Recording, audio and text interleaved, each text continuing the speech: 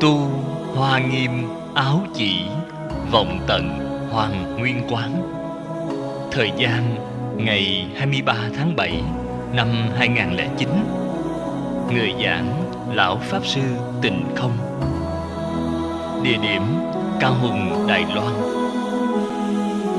Tập 63B.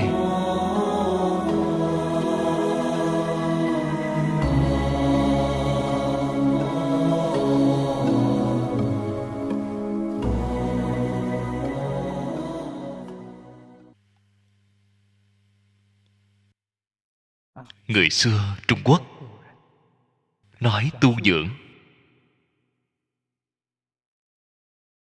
Quân tử cầu đạm bạc, đó chính là khổ vui hai bên đều xả.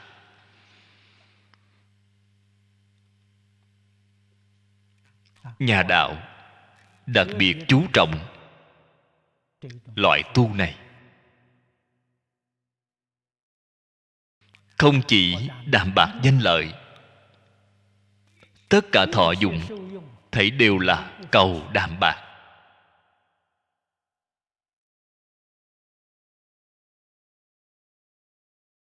Tu dưỡng thiên tánh của chính mình, giữ gìn thuần thiện thuần tịnh của chính mình.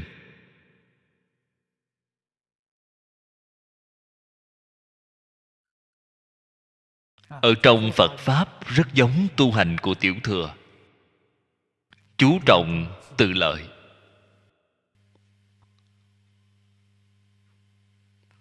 Không bằng lòng lợi他.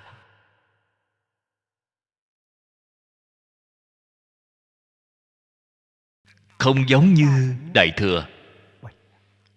Đại Thừa là chủ động đi làm lợi ích chúng sanh. Thế nhưng phải nên biết, Đại Thừa ở trên Tiểu Thừa. Nếu như trong tâm bạn không thể nào đạm bạc danh lợi, bạn học Đại Thừa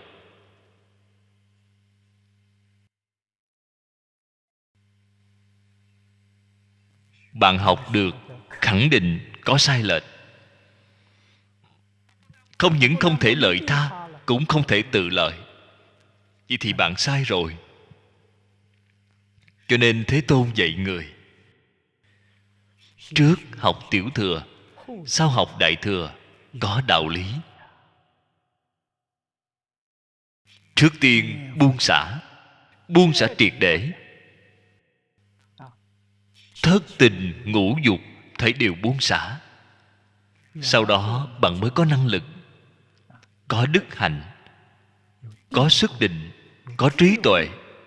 Bạn mới có thể giúp đỡ tất cả chúng sanh khổ nạn. Bạn có thể hòa quang hồng trần với tất cả chúng sanh. Nhìn bên ngoài giống như nhau, bên trong thì hoàn toàn khác nhau. Bên trong cái gì phàm phu họ nhiễm, bạn không nhiễm.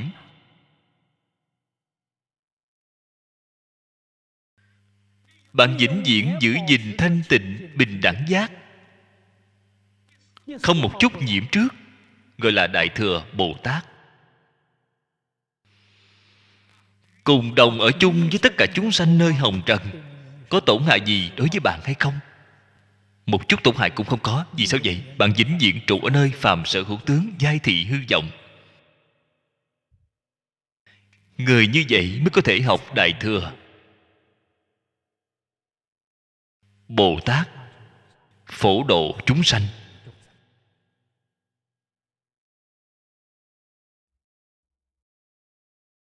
Ngay trong lúc phổ độ chúng sanh, tiêu trừ nghiệp chướng của chính mình. Cái nghiệp chướng này là tập khí. Nâng cao cảnh giới của chính mình. Không phải loại tu hành này không thể chứng được viên mãn.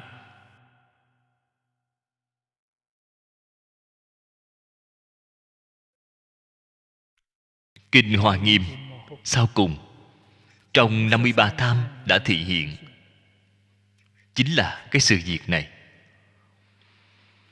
Bồ Tát làm thế nào tu thành quả đức cứu cánh viên mãn? Không thể rời khỏi chúng sanh, ngày ngày ở chung với chúng sanh, trải sự luyện tâm. Trải sự là trải qua. Bạn không trải qua cái sự việc này, bạn làm sao biết được bạn chân thật có thành tựu?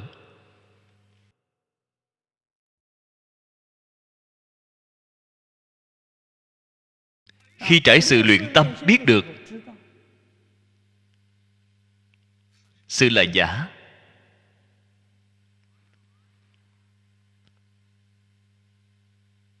tâm là thật.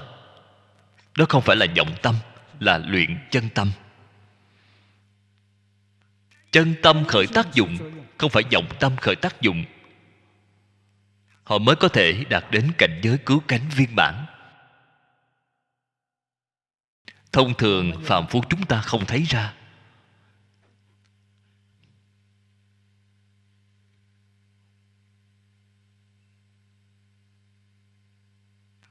Cho nên Hoa Nghiêm bộ kinh này chân thật là cứu cánh viên mãn.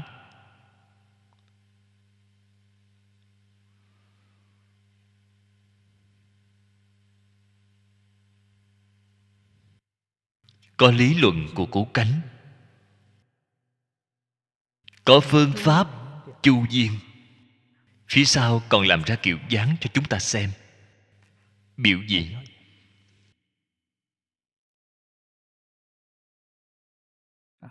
Năm xưa tiên sinh Phương Đông Mỹ đem bộ kinh này giới thiệu cho tôi. Ông nói sách này viết được quá hay, toàn thế giới không tìm ra được loại thứ hai, mang tính biểu diễn.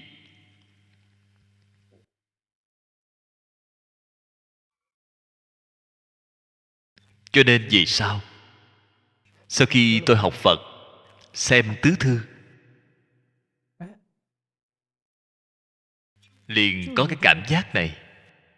Chu phu tử viết tứ thư, cái linh cảm đó có thể chính là từ trên Kinh Hoa Nghiêm mà có được. Việc này rất có thể, bởi vì họ thân cận cửa Phật.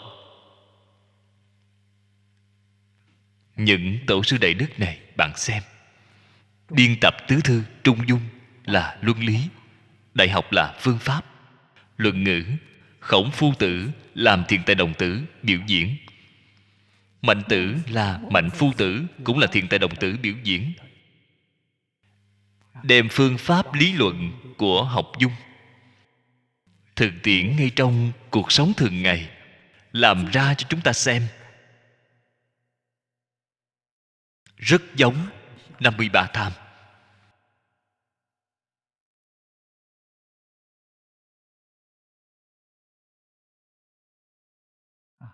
Nó thật quá giống với Kinh Hoa Nghiêm.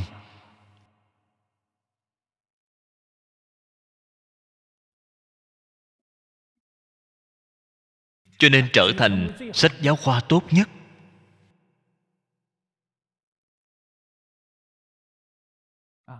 Trung Quốc gần như ngay trong hơn 1000 năm nay biến thành giáo trình tu học, chủ yếu cho người đi học.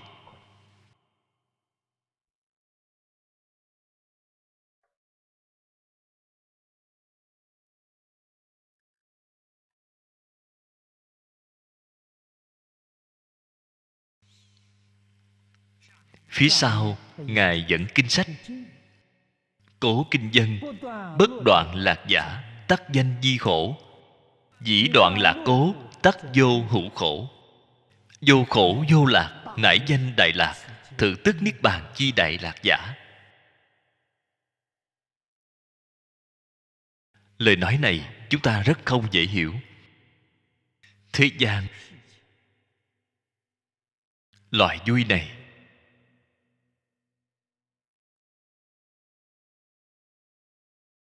phải đoạn. Vì sao vậy? Chúng ta nhất định phải biết, người thế gian tất cả cái vui là có từ bên ngoài.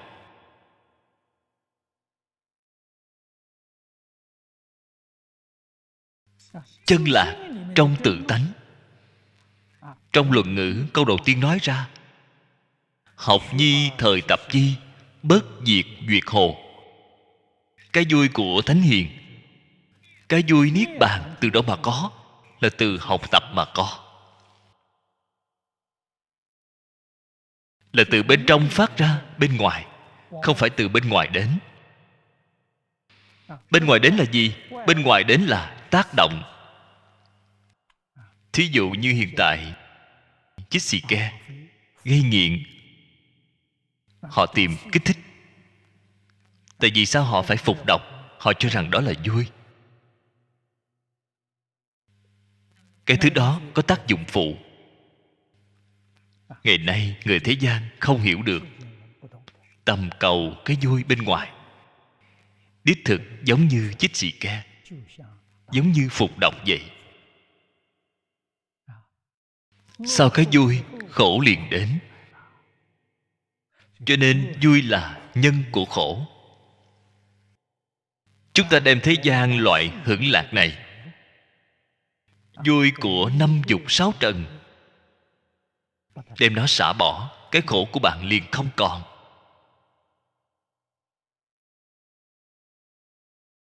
Tại vì sao có thể như vậy? Chúng ta thử nghĩ xem. Hưởng thụ cái vui trong năm dục sáu trần, có thể dẫn khởi tham sân si ba độc phiền não hay không?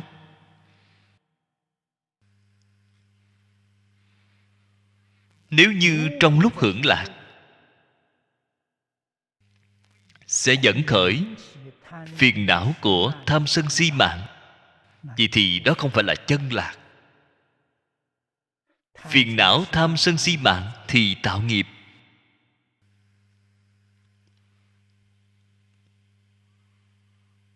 Bạn có nghĩ đến quả báo tương lai hay không?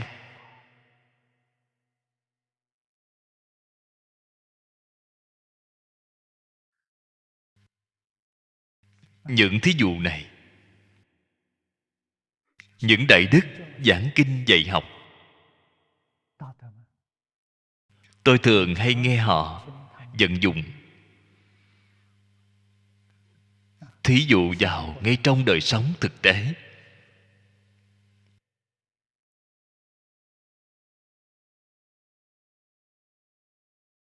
Người hiện tại ăn uống vui vẻ, họ cho rằng đây là vui. Họ không biết được bệnh từ miệng mà vào, quả từ miệng mà ra.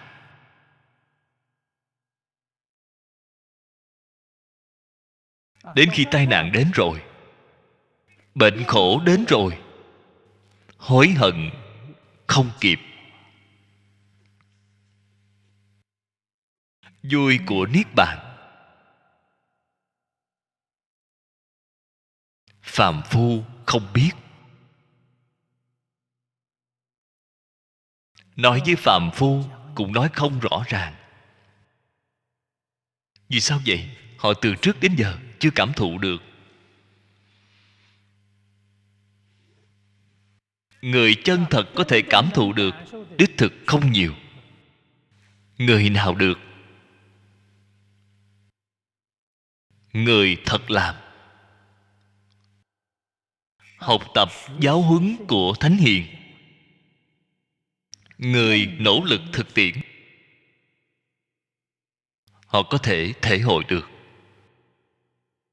Càng là nỗ lực, tôi tin tưởng họ thể hội được càng sâu, thể hội được càng nhiều. Nếu không nỗ lực học tập, phát ra tâm chân thành từ trong nội tâm để học tập, họ không thể hội được. Cho dù ngày ngày đọc tụng, ngày ngày nghe giảng, nghe Phật Bồ Tát đến giảng, họ cảm thụ đều là có hạn. Vì sao vậy? Họ có chướng ngại. Chướng ngại của họ vẫn chưa trừ đi. Chướng ngại, tóm lại mà nói, vẫn là phân biệt chấp trước.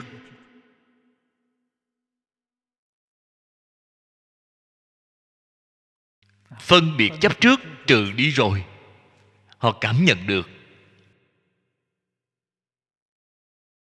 chân lạc không phải là giả. Thường, lạc, ngã, tịnh, đây là 4 tánh đức của tự tánh.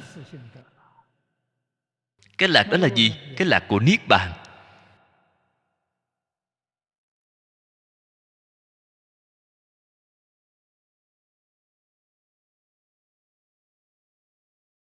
Người đại tu hành đều là người thế gian tuyệt đỉnh thông minh trí tuệ. Họ không khờ. Các vị thấy họ như là người khờ. Thế gian vui như vậy mà không biết hưởng thụ, muốn đi tu khổ hạnh.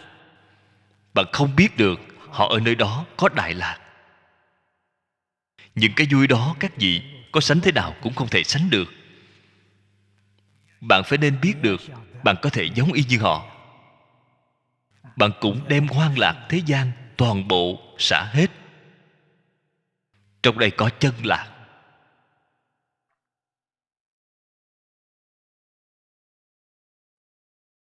Trong kinh nói: bất đoạn lạc giả, tắc danh vi khổ. Dĩ đoạn lạc, cố tắc vô hữu khổ. Vô khổ vô lạc, nải danh đại lạc. Thử tức niết bàn, chi đại lạc giả.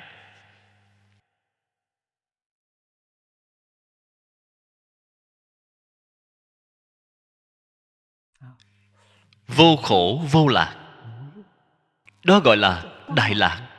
Chỗ này vẫn không dễ gì lý giải.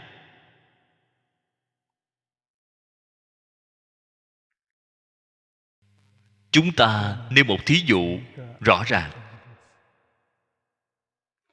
Thích Ca Mâu Ni Phật vào cái cảnh giới này, vô khổ vô lạc, thanh tịnh tịch diệt. Đây là cảnh giới niết bàn.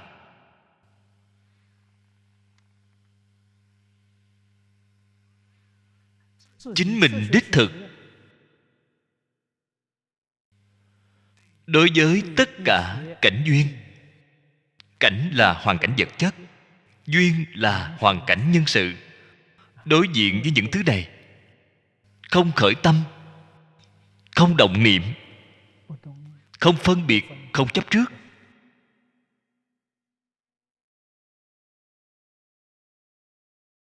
Đây là chân lạc của tự tánh.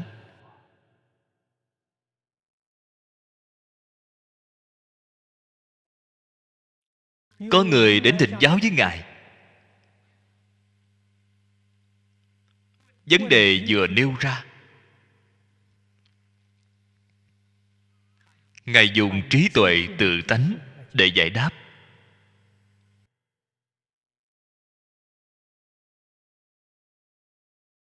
Có thể làm cho người nêu câu hỏi, làm cho họ khi nghe câu trả lời này hoát nhiên đại ngộ.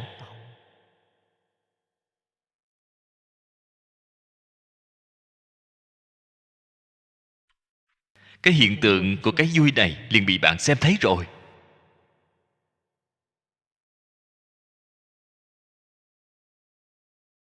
Bạn xem thấy trí tuệ, bạn xem thấy phương tiện khéo léo.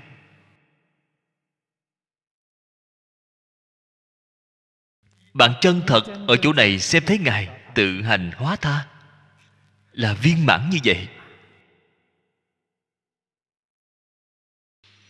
Thù thắng đến như vậy.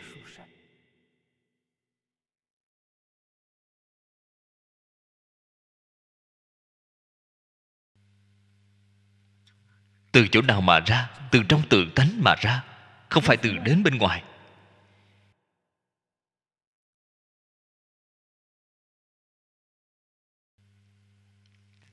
Cái thứ nhất là vô khổ lạc.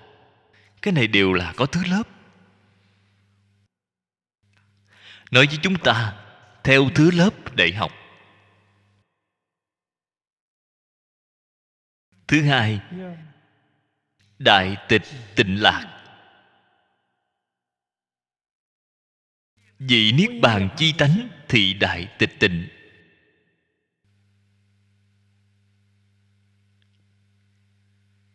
Dĩ kỳ diễn ly nhất thiết hội náo pháp cố. Vĩ đại tịch tịnh danh di đại lạc. Thử tức niết bàn chi đại lạc.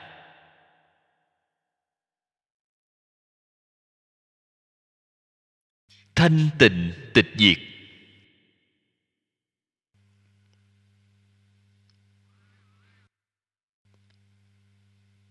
Người thế gian chúng ta gọi là hưởng thanh phước.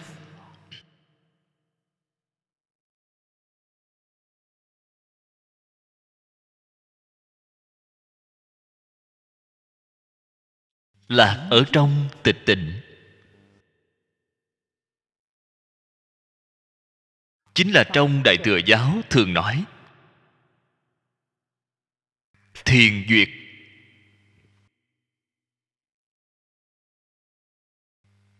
Duyệt là hỷ duyệt. Cái hỷ duyệt này từ chỗ nào mà ra? Từ ngay trong thiền định mà có. Tịch tịnh chính là thiền định. Đây là văn tự của Trung Quốc. Phạn văn Ấn Độ gọi là thiền định.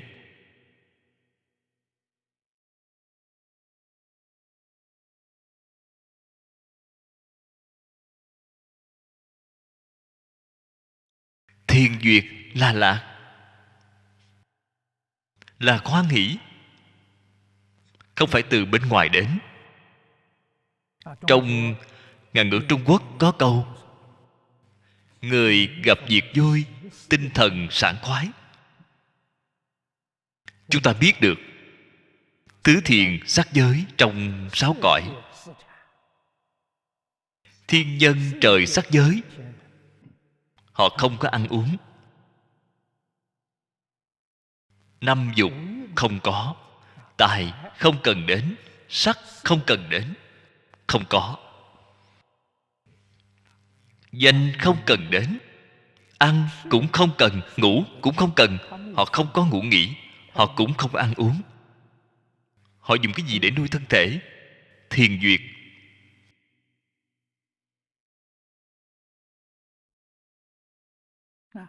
Ngạn ngữ có câu: người gặp việc vui, tinh thần sảng khoái. Con người nếu gặp những việc vui thì đặc biệt có tinh thần. Cái hỷ sự này, hỷ sự thù thắng nhất là thiền duyệt.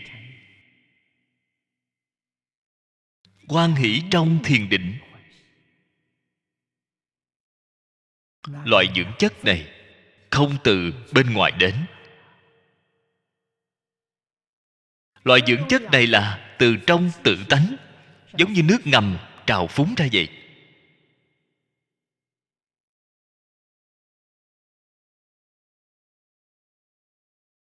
Phật Pháp Đại Thừa đích thực không thể nghĩ bàn. Ngay cả dưỡng chất cần cho thân người chúng ta đều không cần cầu từ bên ngoài. Thật được hay không? Chúng ta thử xem. Đại đức Thiền Tông Cần Đại Lão Hòa Thượng Hư Dân, còn có rất nhiều người biết.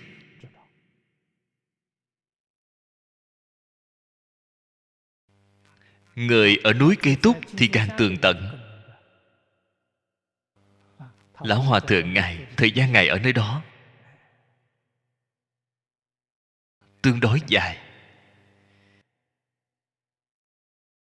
Lão Hòa Thượng Hư Dân ngồi thiền, vào định, việc này mọi người đều biết. Thường hay khi vào định nửa tháng, 1 tháng.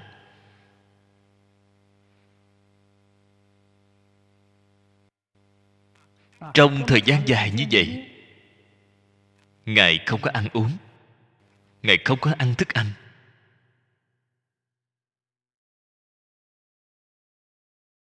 Sau khi xuất định, tinh thần tràn đầy.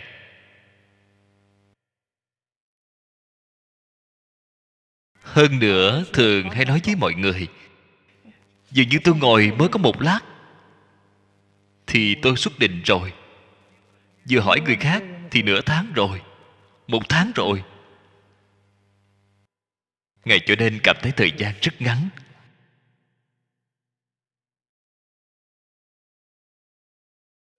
Cho nên thời gian không phải là thật.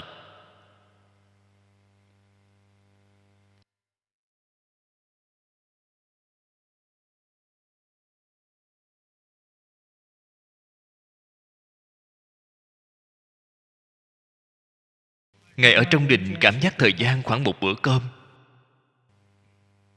Nhân gian chúng ta có thể là 10 ngày hay nửa tháng. Cảm giác của Ngài chính là như vậy.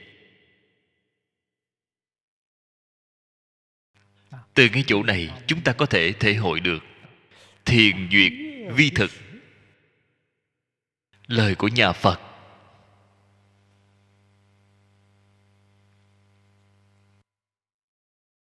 là tịch tịnh. Loại lạc thứ ba là đại tri lạc.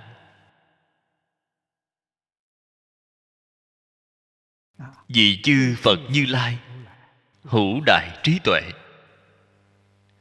ư nhất thiết pháp tất tri tất kiến, danh di đại lạc. Đây cũng là vui của Niết Bàn.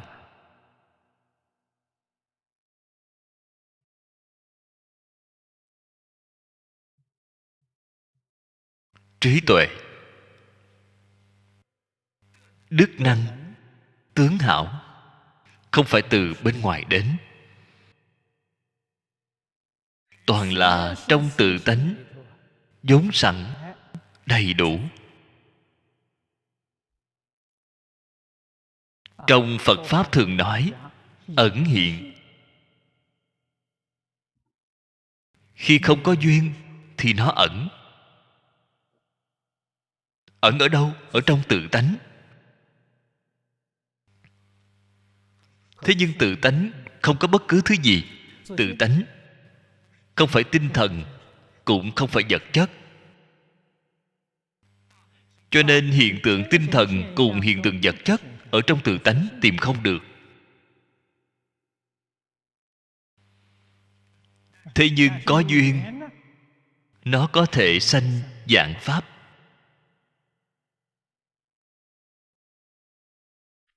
Cho nên Phật Pháp nói vạn pháp là duyên sanh. Có duyên nó liền hiện vạn pháp.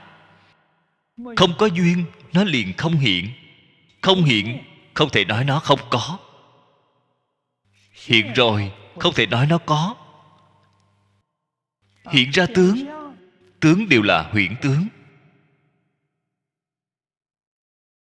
Vì sao vậy? Nó từ vọng tưởng sanh ra. Trên kinh nói tất cả pháp từ tâm tưởng sanh. Cái tâm tưởng đó là vọng tưởng. Vì sao vậy? Chân tâm lìa niệm. Chân tâm không có vọng tưởng, cũng chính là nói trong chân tâm không có ý niệm. Chỉ cần là ý niệm đều là vọng niệm. Chánh niệm, vô niệm. Vô niệm gọi là chánh niệm.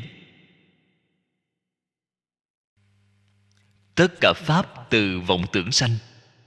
Vọng tưởng sanh ra pháp thì làm gì là thật? Làm gì có loại đạo lý này? Cho nên tất cả pháp đích thực là mộng huyễn bào ảnh. Phật nói lời chân thật với chúng ta. Trên Kinh Kim Cang nói được rất hay: phàm sở hữu tướng giai thị hư vọng. Tất cả pháp hữu vi như mộng huyễn bèo bọt. Thời gian của nó tồn tại như sương cũng như chớp. Phật dạy chúng ta ưng tác như thị quán. Bạn có thể thấy như vậy thì chính xác, thì bạn không thấy sai. Cho nên tất cả pháp có nên chấp trước hay không? Không nên. Không thể chấp trước. Tại vì sao không thể chấp trước? Vì nó không phải là thật. Bao gồm thân tướng chính mình cũng không phải là thật. Cho nên chúng ta phải giác ngộ. Chúng ta mỗi ngày đi ngủ. Đi ngủ phải nên có cách nghĩ như thế nào? Tác như thị quán. Khi tôi đi ngủ, ngày ngày đều nghĩ đến cái gì? Cái chết. Đi ngủ chẳng phải giống như chết hay sao? Đến ngày thứ hai sáng sớm lại thức dậy. Bạn nghĩ xem, khi ngủ rồi, không những thế gian này không có thứ gì là của chính bạn, thân thể cũng không phải là chính mình. Bạn đi đến một cảnh giới khác. Trong mộng đi, trong mộng cũng là một cảnh giới. Bạn đi đến nơi đó, bạn đã đổi hoàn cảnh rồi. Thường hay có quan sát như vậy. Sanh tử liền nhìn thấu. Khi sanh tử đến, bạn không khiếp, không sợ. Bạn không sợ chút nào. Vì sao vậy? Rất bình thường. Mỗi ngày ta đều làm như vậy mà. Không hề khác nhau. Đồng thời cảnh giác chính mình. Thấy suốt thế gian tất cả pháp đều buông xả. Buông xả là chính xác. Bạn muốn tham cầu là giả. Vì sao vậy? Chắc chắn tham không được. Nếu như chân thật có thể đạt được thì được. Phật cũng tán thành. Bạn đi tranh thủ, không có được. Đây mới là lời thật, chân tướng sự thật. Cho nên tất cả cảnh duyên, hoàn cảnh vật chất, hoàn cảnh nhân sự đều là duyên phận. Phật Đà dạy bảo chúng ta phải kết duyên, phải kết thiện duyên, phải kết pháp duyên, không nên kết ác duyên, không nên kết tình duyên của thế gian. Cái này không tốt.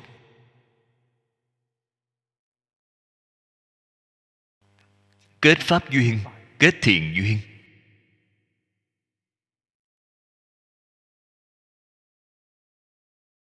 Phật Bồ Tát, Tổ sư Đại Đức giáo huấn cho chúng ta từng câu chân thật.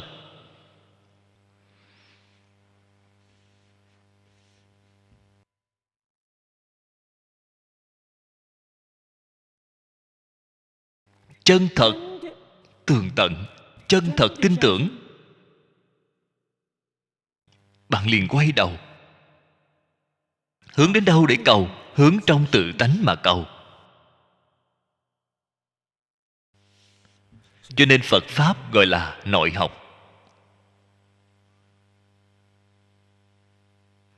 Thứ bên ngoài không cần thiết. Thế Tôn năm xưa vì chúng ta làm ra thị hiện. Chúng ta phải tỉ mỉ mà quan sát, mà thể hội. Thế Tôn Ngài thị hiện cái gì? Hiện tại chúng ta gọi là phần tử tri thức. Hiếu học, cầu tri, có mong muốn cầu tri. Ngài từ 19 tuổi rời khỏi gia đình. Ngay cả dương vị Ngài cũng xả bỏ, đến bên ngoài cầu học. Ấn Độ, những đại đức này bao gồm trong tất cả học phái, tất cả tôn giáo, Ngài đều thân cận qua, đều học tập qua với họ. Học hết 12 năm.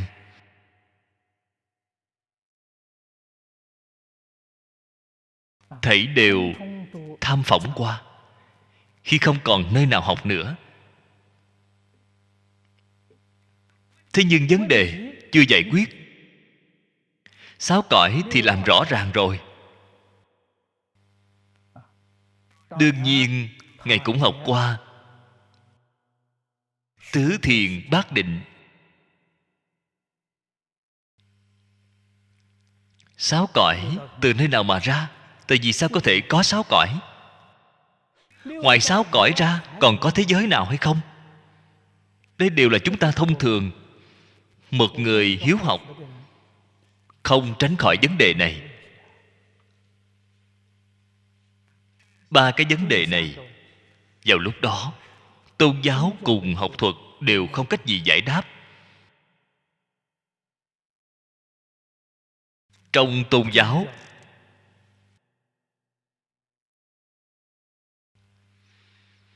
đem trời tứ không xem là niết bàn, hiểu sai rồi.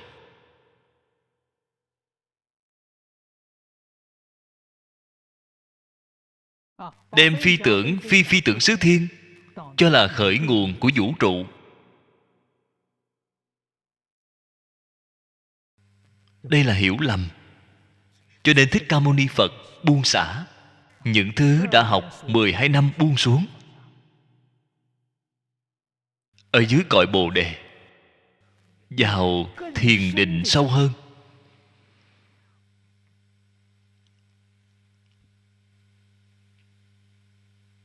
Chúng ta biết được tứ thiền bát định chỉ là đem chấp trước buông xả.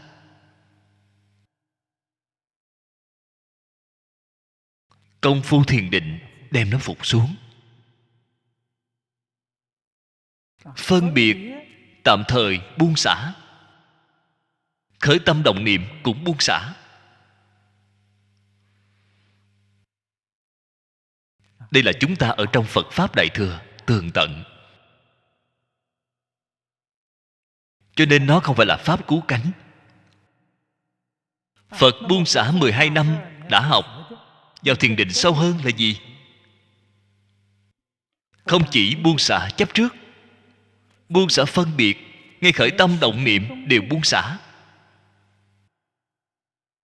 Chúng ta biết được đây chính là vọng tận hoàn nguyên, hồi quy tự tánh. Trí tuệ bát nhã trong tự tánh hiện tiền rồi, thì giống như Đại sư Huệ Năng vậy. Đại sư Huệ Năng vì chúng ta thị hiện, không biết chữ, không có đi học. Sau khi vừa khai ngộ, chính là buông xả liền khai ngộ. Thích Ca Mâu Ni Phật 49 năm đã nói ra tất cả kinh. Bạn đọc cho Ngài nghe, Ngài đều hiểu. Chúng ta biết đọc, không hiểu, Ngài giảng dạy cho chúng ta cũng có thể khai ngộ. Đây chính là nói cái gì? Trí tuệ chân thật không nhất định phải từ trên sách vở mà có được.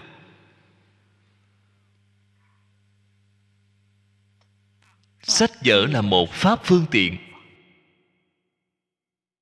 Pháp chân thật ở tự tánh, cần phải trừ bỏ đi chướng ngại của tự tánh. Đây là dạy bạn buông xả.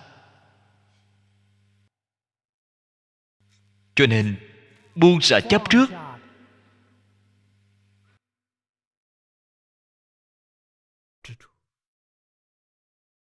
không còn chấp trước với thế xuất thế gian pháp, bạn liền thành chánh giác, gọi bạn là A La Hán.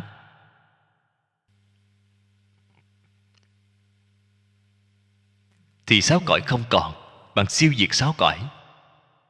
Bạn có thể đem phân biệt buông xả, cũng chính là nói không còn phân biệt đối với tất cả pháp thế xuất thế gian. Bạn liền thành chánh đẳng chánh giác, gọi bạn là Bồ Tát.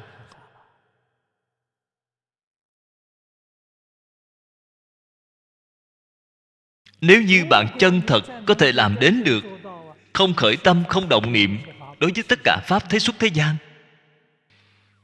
bạn liền thành vô thượng chánh đẳng chánh giác. Người ta gọi bạn là Phật Đà.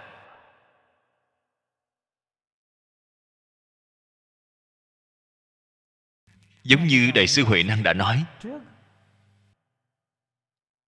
việc này không liên quan gì với biết chữ hay không biết, với học kinh giáo hay không học kinh giáo.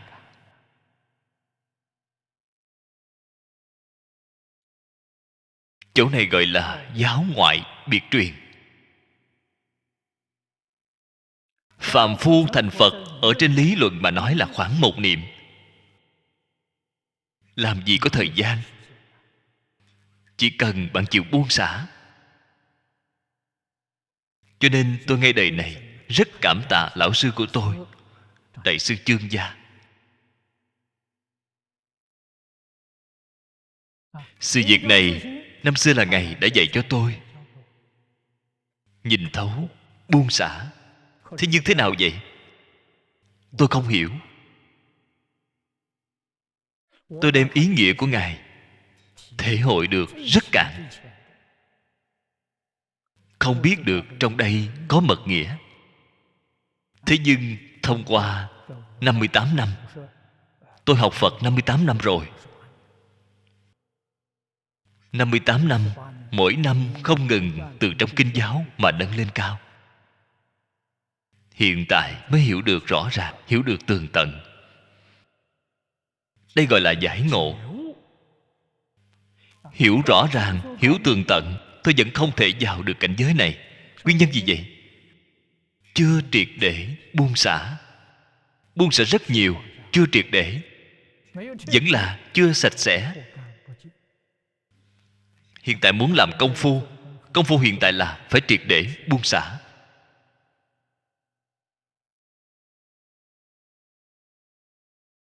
Vẫn phải cầu sanh tịnh độ. Triệt để buông xả, vẫn phải cầu sanh tịnh độ, mới chân thật có thể giữ được. Nếu không cầu sanh tịnh độ mà nói, vẫn ở trong 6 cõi 10 pháp giới,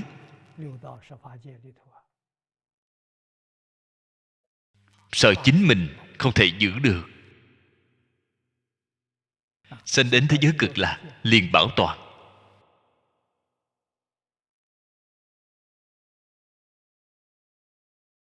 Đạo lý hiểu được rồi, thế sự liền sẽ thật làm.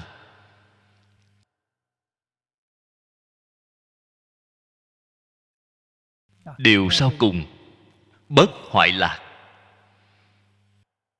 Tốt. Vị Như Lai chi thân, phi phiền não vô thường chi thân, do như kim cang bất năng hủy hoại. Thân bất hoại, cố danh Di Đại Lạc. Đây là lạc thứ tư của Niết Bàn.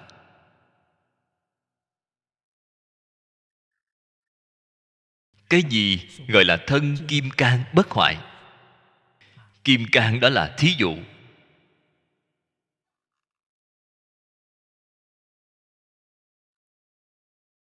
Như Lai chi thân là thân gì?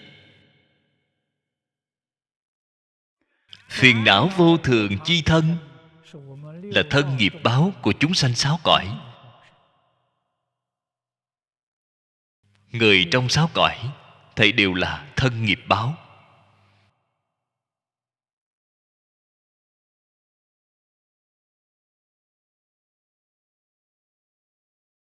Từ trời sắc giới, trời vô sắc giới không nói, họ không có thân tướng. Từ trời sắc giới thẳng đến A Tỳ địa ngục đều có thân tướng. Cái thân tướng này từ đâu mà có? Từ chấp trước mà ra. Phiền não chính là phân biệt chấp trước.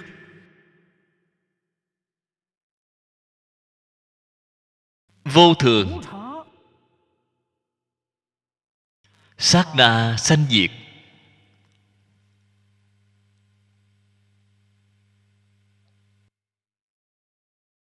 Không phải vĩnh hằng tồn tại. Cho nên nhất định phải nên biết, chân tướng sự thật là sát na sanh diệt. Trong thế giới cảm quan của chúng ta là loại tương tự tướng tiếp nối tướng.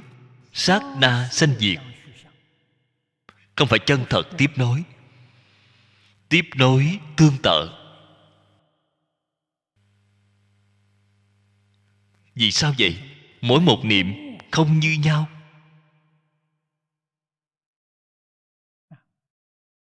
Niệm niệm không như nhau,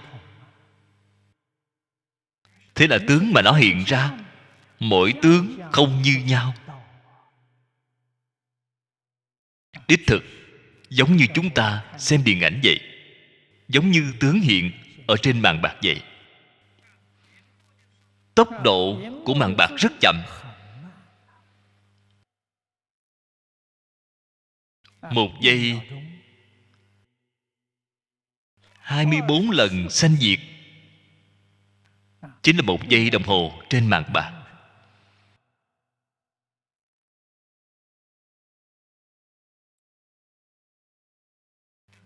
Cái phim gốc này đổi 24 tấm.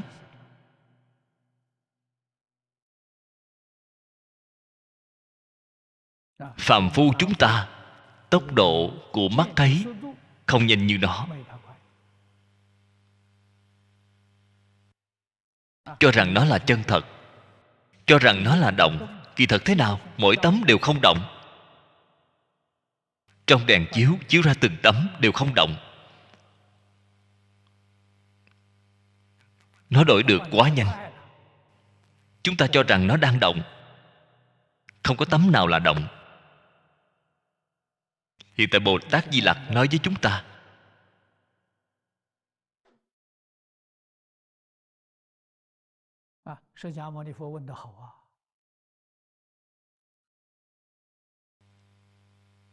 phàm phu tâm có sở niệm. Cái niệm này rất thô. Chúng ta khởi tâm động niệm, nghĩ một sự việc, nhớ một sự việc. Phật hỏi trong một niệm này có bao nhiêu niệm vi tế? Cái niệm này là bạn có thể quan sát được. Niệm vi tế thì không thể quan sát được. Bồ Tát Di Lặc nói với chúng ta, hiện tại chúng ta vừa tính toán, khái lược tính toán, 1 giây 1280 triệu lần sanh diệt. Bạn xem màn ảnh của điện ảnh 1 giây 24 lần. Bồ Tát Di Lặc nói với chúng ta cái cảnh giới hiện tiền này của chúng ta, 1 giây là 1280 triệu niệm.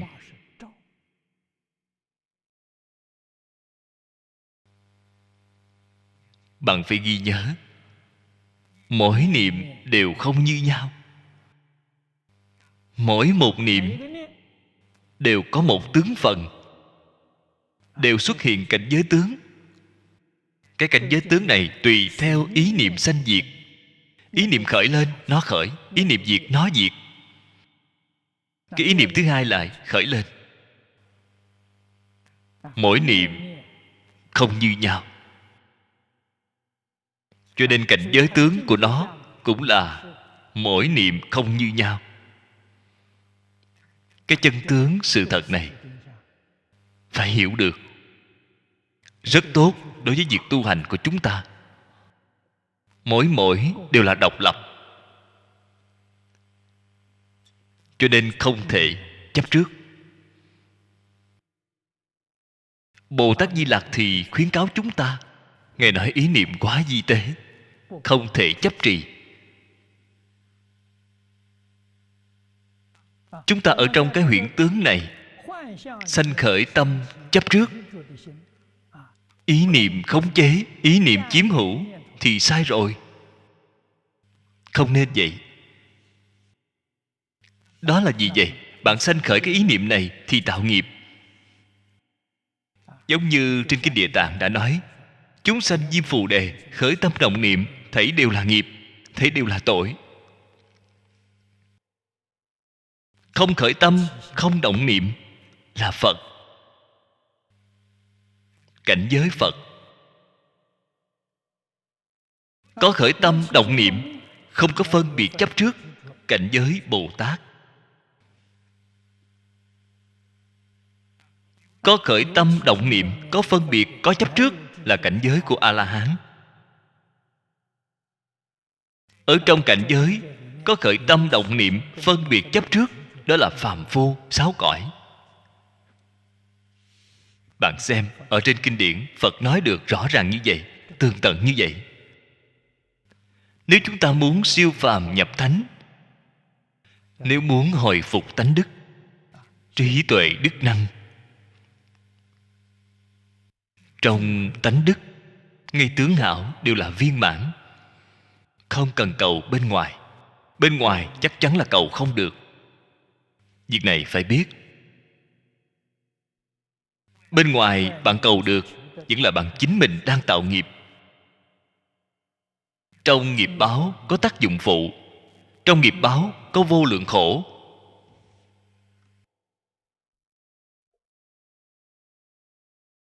Chỗ này nói thân, không phải là nhục thân. Vì sao vậy? Nhục thân có sanh diệt.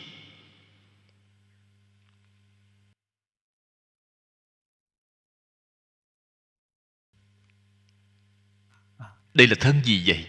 Chúng ta nhất định phải biết là pháp thân. Đúng vậy, pháp thân mới là thân thật của chính mình.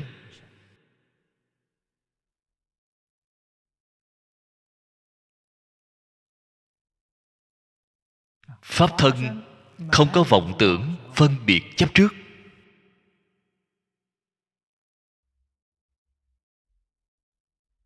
Pháp thân có tướng hay không? Có tướng thì có hủy diệt, thì có sanh diệt. Không có tướng, cho nên họ không có sanh diệt. Không có tướng, họ không thể bị hủy hoại. Họ là chân thân, họ có thể hiện ra tất cả tướng. Như Quán Thế Âm Bồ Tát 32 ứng thân. 32 đó không phải là số tự, là đại biểu viên mãn.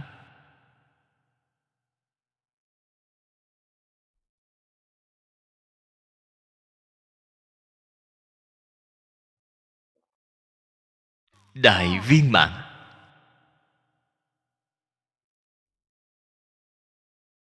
Ba mươi hai loại. Đáng dùng thân gì để độ thì hiện ra thân đó để độ. Bạn xem thật tự tại.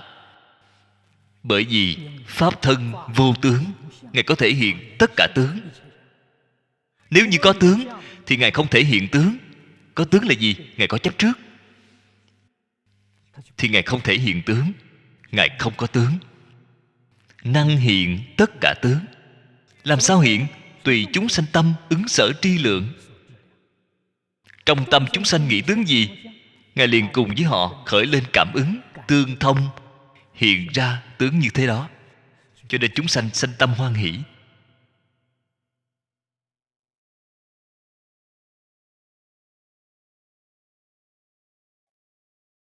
Tịnh Độ Tông nói 4 độ, 3 bậc, 9 phẩm. Pháp thân là gì? Pháp thân là thường tịch quan tịnh độ. Thường tịch quan trong Kinh Đại Thừa cũng đem nó dịch là đại quang minh tàng, một mãn quang minh. Cái quang minh này là tự tánh, là tánh quang. Quang nhu hòa, sẽ không đau mắt. Cái từ trường của quang này rất mỹ diệu. Đó là hưởng thụ, đó là an lạc,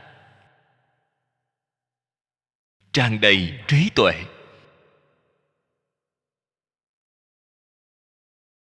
Không lúc nào không tồn tại, không nơi nào không có. Ngày nay chúng ta là khởi lên vọng tưởng phân biệt chấp trước, chính là trước thường tịch quan khởi lên một loại chướng ngại, giống như là nổi lên một đám mây, giống như đám mây che mất đi. Thường tịch quan không thể hiện tiền, không thể hiện tiền biến ra cái gì? Biến thành tối tăm, gọi là vô minh. Ngày nay chúng ta xem thấy, nếu như không có mặt trời, không có các vì sao, không có ánh đèn, một mảng tối tăm, gọi là đại tối tâm. Đây gọi là vô minh. Vô minh từ đâu mà có? Một niệm bất giác mà sanh ra. Khi vô minh phá rồi, bạn vĩnh viễn không thấy tối tâm. Một mảng quang minh. Đây là pháp thân. Đây là chân thật chính mình. Khởi tâm động niệm nó hiện tiền, hiện dạng pháp, liền hiện vũ trụ, liền hiện xum la vạn tượng. Ta cũng hiện tiền, cũng giống như nằm mộng vậy. Các vị thử nghĩ xem, có lần nào nằm mộng mà không có chính mình? Ta đến từ lúc nào? Ta cùng vũ trụ đồng thời sanh ra, không có trước sau. Cái đạo lý này rất sâu. Đây là chân tướng sự thật. Sau khi bạn khế nhập cảnh giới này, thì bạn biết vĩnh viễn bất hoại.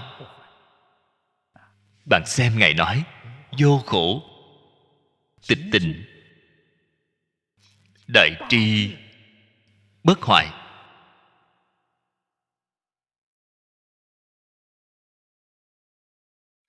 Đây là tự tánh.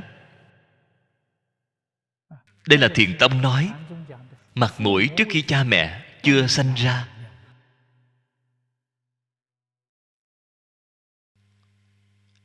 Học Phật không gì khác, vọng tận hoàn nguyên. Hoàn nguyên là quay về đến đại niết bàn, thành tựu viên mãn.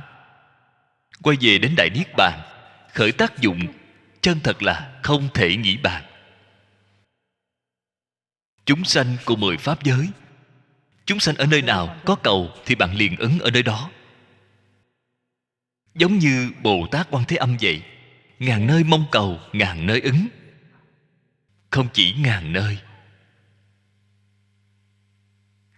bạn liền có thể làm ra vô số thị hiện để phổ độ chúng sanh. Bạn nói xem, việc này an lạc dường nào? Bốn đức của Niết Bàn.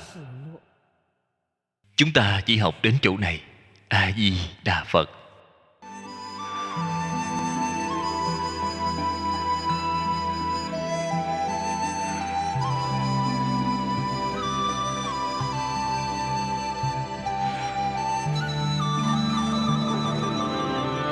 Cẩn dịch Vọng Tây Cư Sĩ.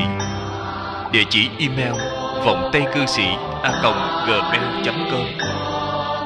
Người đọc Hạnh Quang. Phát tâm cúng dường do nhóm Hoa Nghiêm thành tâm cúng dường.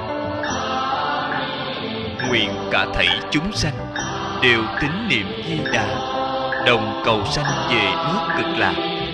Nguyện đem công đức này trang nghiêm cõi nước Phật, trên đền 4 ơn nặng, dưới cứu khổ 3 đường.